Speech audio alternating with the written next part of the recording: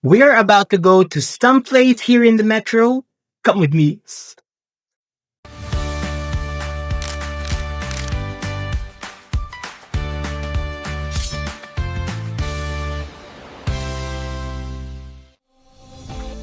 All right.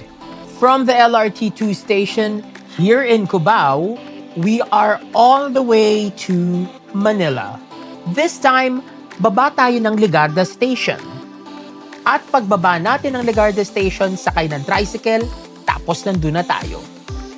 Nandito ako ngayon sa San Sebastian Church sa Plaza del Carmen, Yapo.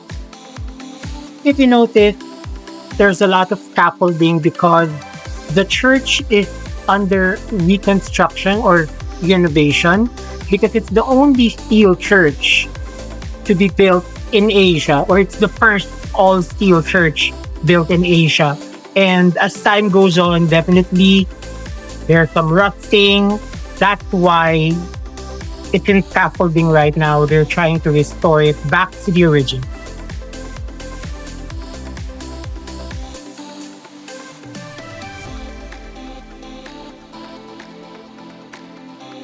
Now, scaffolding aside, the minor basilica of San Sebastian, or the San Sebastian Church in Quiapo, Manila, is the only all-steel church in the Philippines and the only prefabricated steel church in the world.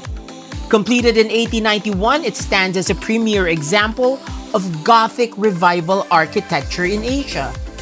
Now, talagang kailangan ng repairs dito kasi kahit sa loob, yung mga poste gawa sa bakal, syempre it shows a little decay.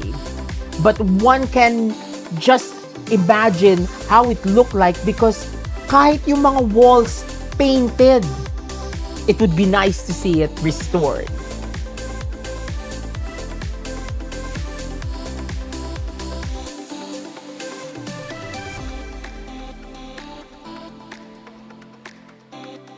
What caught my eye is the pulpit. Ang ganda ng mga carvings, ng painting. Ay, sobrang nakakainganyo magdasal.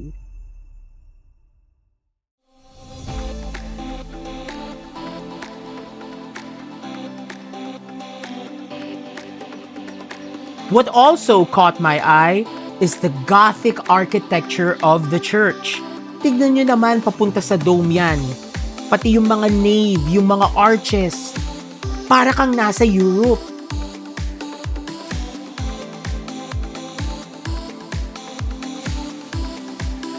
Meron ding mga side altars like the one for St. Joseph.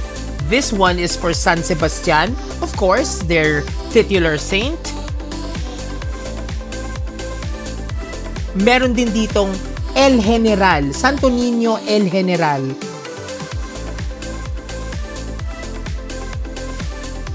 And finally, the Retablo Mayor of San Sebastian Church.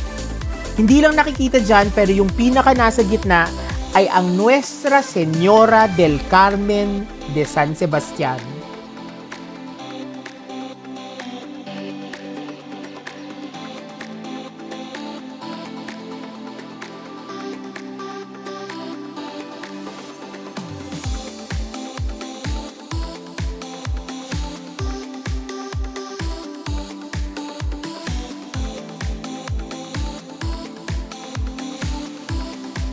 Nandito na rin lang sa simbahan, magtulos tayo ng kandila.